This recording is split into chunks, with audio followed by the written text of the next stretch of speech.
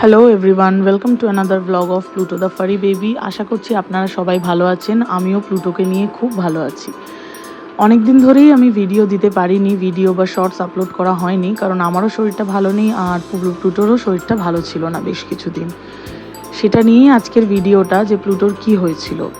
তো বেশ কিছুদিন আগে আমি প্লুটোকে ব্রাশ করে দিচ্ছিলাম, যেহেতু ডাক্তার বলেছে যে ওকে দুবেলা ব্রাশ করা উচিত। জেনারেলি ম্যাক্সিমাম টাইম দুবেলা ব্রাশ করে ওঠা হয় না আমার পক্ষে সব কাজ করে, বাট আমি চেষ্টা করি দিনে একবার যেন আমি ওকে ব্রাশ করতে পারি, সে সকালে হোক বা রাতে হোক।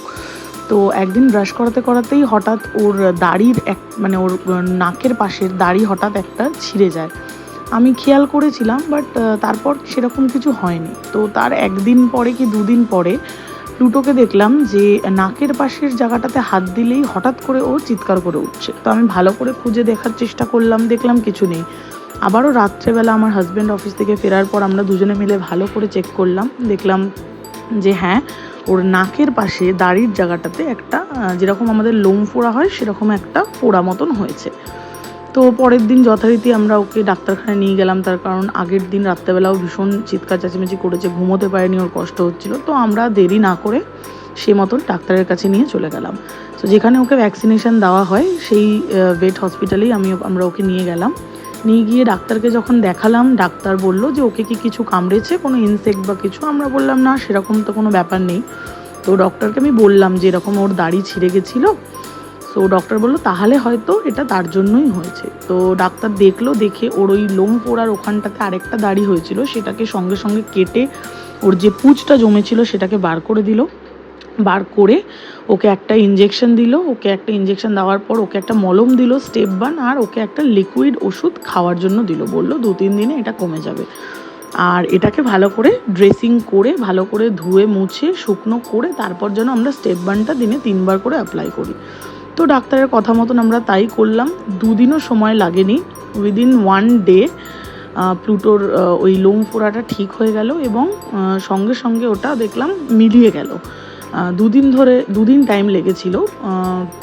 2 দিন থাকার পর দেখলাম পুরো জিনিসটা মিলিয়ে গেল। তো এটাই হলো প্লুটোর যেটা হয়েছিল। সো এটা নিয়েই আমার মেনলি ব্লগটা। আর প্লুটো প্রচণ্ড দুষ্টু হয়ে উঠছে দিন দিন, অনেক কিছু শিখছে, অনেক কিছু জানতে পারছি ওর ব্যাপারে নতুন নতুন।